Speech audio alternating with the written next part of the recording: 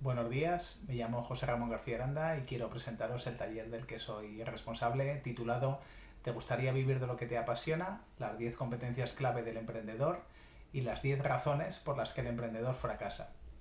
Un titular sobre mí, emprendedor vocacional y apasionado que ha podido combinar una determinada actividad profesional, la de asesorar a las empresas y las organizaciones para ser mejores y evolucionar, con la magia de viajar, habiendo recorrido por cuestiones laborales en los últimos 15 años más de 40 países y más de 1 millón de kilómetros, que son aproximadamente 27 vueltas al mundo por el Ecuador. Sobre el porqué y el para qué del taller, el objetivo del mismo es introducir a los alumnos de forma divertida y amena en el mundo del emprendimiento y motivarles a la acción, destacando la importancia de perseguir aquello que uno desea sin abandonar fácilmente. ¿Cómo lo vamos a hacer?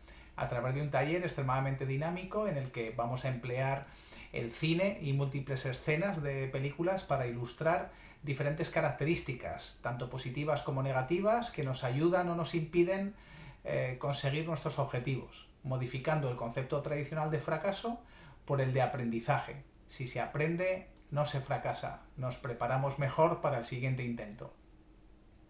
A nivel de contenidos más detallados, recorreremos las competencias clave del emprendedor a través de las razones por las que éste fracasa. No tener un fin claro en la mente o un propósito que nos mueva, la ausencia de responsabilidad o asumir que no podemos hacer nada por cambiar las cosas, la falta de preparación o de confianza en nuestras capacidades, no proponer soluciones diferentes a las que ya existen o no ser creativos o innovadores, ser individualistas, no ser valientes para explorar caminos que nadie haya recorrido antes, o no tener en cuenta el impacto que podemos causar en otros o en la propia sociedad con aquello que hacemos. Para acabar, tras todo esto, haciendo un recorrido espejo sobre la parte positiva que hay que extraer a nivel de aprendizaje de los errores más frecuentes que hemos enumerado. En síntesis, si habéis tenido curiosidad por abordar este taller y os apetece disfrutar de interesantes ideas y reflexiones sobre cómo darle alas a nuestro espíritu emprendedor, os esperamos en este viaje. Nos vemos muy pronto.